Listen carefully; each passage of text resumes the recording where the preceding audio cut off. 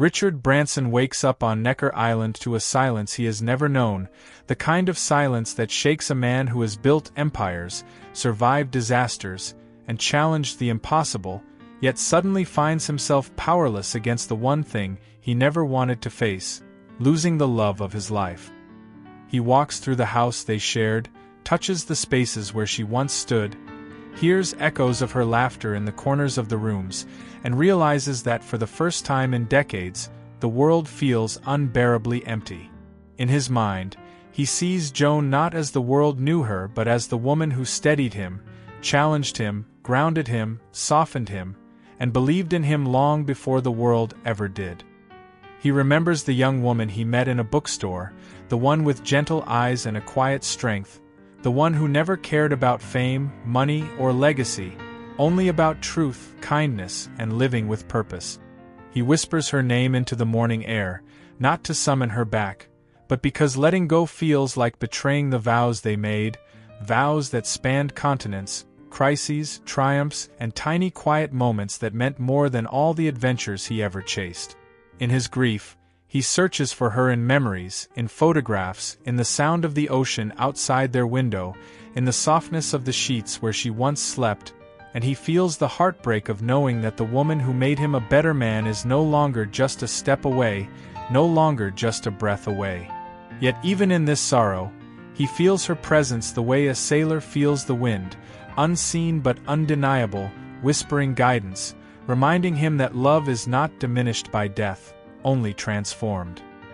He tries to speak but the words break, because how does a man summarize 50 years of devotion, sacrifice, laughter, forgiveness, and partnership?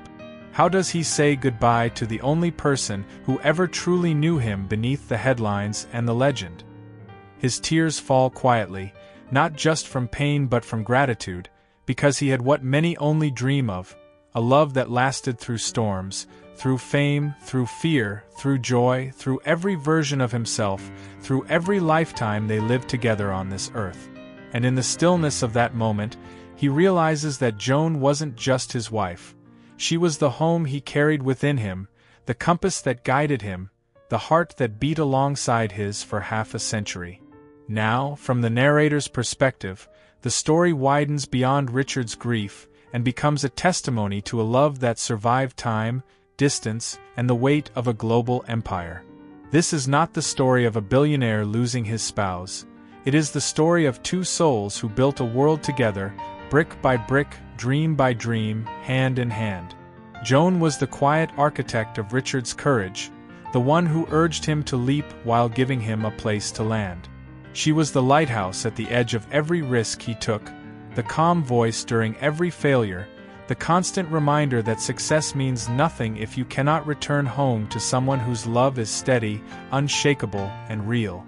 As the world reacts to her death, many will talk about her age, her grace, her elegance, her role beside one of the most influential men of our time.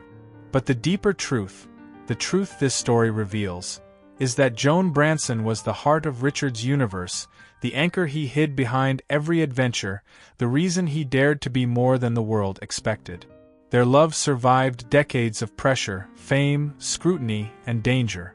It survived long-distance separations, business storms, personal challenges, and the tragedy of time moving faster than any of us are prepared for. And now, in the aftermath of her passing, Richard Branson stands not as the founder of Virgin, not as the adventurer who crossed oceans and skies, but as a man facing the greatest emotional journey of his life, learning to live without the woman who gave his life meaning. This story is not a eulogy, it is a love letter disguised as a tragedy, a reminder that even the most powerful men are humbled by love, shaped by it, and ultimately undone when it slips beyond the reach of their hands. As we look deeper into their 50-year love story, into the sacrifices Joan made and the devotion Richard held, you will see a truth rarely shown to the public. That behind every empire is often one extraordinary woman who never needed the spotlight because she was too busy holding up the one the world admired. Stay with me, because what you're about to hear is not just their history, it is the emotional heartbeat of a relationship that proves real love does not end. It simply continues in the spaces between memory and eternity. And by the end of this video, you will understand why Richard Branson is not just mourning a wife. He is grieving the loss of the other half of his soul.